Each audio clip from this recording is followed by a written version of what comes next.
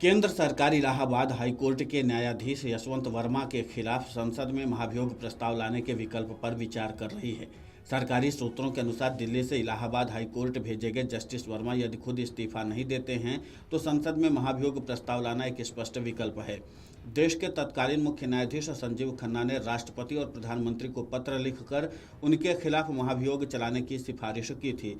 खन्ना ने यह पत्र सर्वोच्च न्यायालय द्वारा गठित एक आंतरिक जांच पैनल द्वारा वर्मा को दोषी ठहराए जाने के बाद भेजा था। हालांकि इसके निष्कर्षों को सार्वजनिक नहीं किया गया था।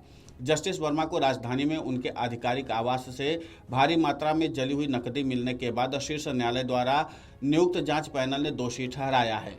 सूत्रों ने बताया कि इस मामले पर जल्द ही अंतिम निर्णय लिया जाएगा। सुप्रीम कोर्ट के तत्कालीन चीफ जस्टिस संजीव खन्ना ने जांच रिपोर्ट राष्ट्रपति द्रौपदी मुर्मू और प्रधानमंत्री नरेंद्र मोदी को भेजी थी। उन्होंने जस्टिस वर्मा के खिलाफ महाभियोग चलाने की सिफारिश की थी। जस्टिस वर्मा को इस्तीफा देने के लिए भी कहा गया था, लेकिन उन्होंने इनकार कर दिया। उनका तबादला 20 मार्च को कर दिया गया था। उन्होंने 5 अप्रैल को इलाहाबाद हाईकोर्ट के जज के रूप में शपथ ली, लेकिन उन्हें अभी तक कोई काम नहीं सौंपा गया है। राष्ट्रपति ने अब पूर्व सीजेआई की सिफारिश राज्यसभा के सभापति और लोकसभा के अध्यक्ष को भेज दी है।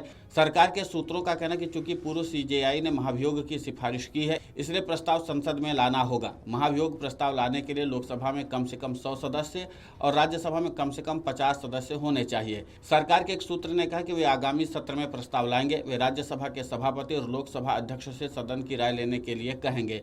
सरकार विपक्षी दलों से भी सहमति लेने की कोशिश करेगी, क्योंकि महाभियोग को दोनों सदनों में 2/3 बहुमत से पास कराना होता है। सूत्रों का कहना है कि यह प्रक्रिया जल्द ही शुरू हो जाएगी। वहीं कांग्रेस के सूत्रों का कहना है कि पार्टी से अभी तक इस मामले पर चर्चा के लिए संपर्क नहीं किया गया है। संसद का मानसून सत्र जुलाई के तीसरे सप्ताह तक शुरू होने की उम्मीद है। आपको बता दें कि जस्टिस वर्मा के लुटियंस दिल्ली स्थित आवास में 14 मार्च को करीब 11:35 पर आग लगी थी। अग्निशमन कर्मियों ने मौके पर पहुंचकर आग बुझाई थी। इस दौरान 500 की जले हुए नोटों के बंडल मिलने की खबर सामने आई थी। इसके बाद मामले ने तूल पकड़ा। इसके बाद कई कदम उठाए गए। इसमें दिल्ली हाईकोर्ट के चीफ जस्टिस DK उपाध्याय द्वारा प्रारंभिक जांच और न्यायमूर्ति वर्मा से दिल्ली हाईकोर्ट के न्यायिक कार्य ले लेना और बाद में उन्हें बिना न्यायिक कार्य के इलाहाबाद हाईकोर्ट स्थानांतरित करना शामिल है। वहीं उपराष्ट्रपति जगदीप धनखड़ भी कई मंचों से इस मसले को उठा चुके हैं। बीते दिनों ही उन्होंने कहा था कि सुप्रीम कोर्ट को उस फैसले पर फिर से विचार करने का समय आ गया है, जिसमें कहा गया था कि देश की शीर्ष अदालत और हाईकोर्ट के जजों के खिलाफ केस चलाने के लिए पहले से मंजूरी की जरूरत होगी। जस्टिस यशवंत वर्मा केस पर कहा गया कि क्या केस दब जाएगा, लोग इसका इंतजार कर रहे हैं। उपराष्ट्रपति ने वर्मा के घर से जुड़े कथित कैश बरामदगी के मामले में FIR दर्ज करने में देरी पर भी सवाल उठाया। उन्होंने इस मामले की जांच कर रही 3 जजों की आंतरिक समिति की ओर से गवाहों से इलेक्ट्रॉनिक उपकरण जब्त करने के कदम को भी गंभीर मुद्दा करार दिया।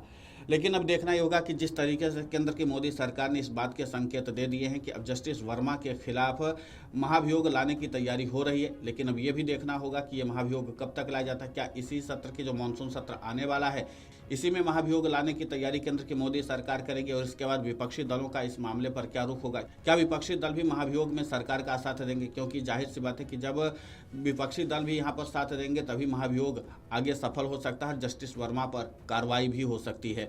अब इन तमाम पहलुओं पर आगे चर्चा होगी, लेकिन फिलहाल केंद्र की मोदी सरकार की तरफ से इस मामले पर भी तैयारी शुरू हो चुकी है कि जस्टिस वर्मा अगर इस्तीफा अपना खुद से नहीं देते हैं तो उनके खिलाफ संसद में महाभियोग लाया जाएगा और उसके बाद महाभियोग की तैयारी भी जाहिर सी बात है कि केंद्र की सरकार कर ही रही होगी। Video desk amarujala.com। अगर आप ये वीडियो YouTube पर देख रहे हैं तो हमारे चैनल को सब्सक्राइब कर बेल आइकन दबाएं और Facebook पर देख रहे हैं तो हमारे पेज को लाइक करें।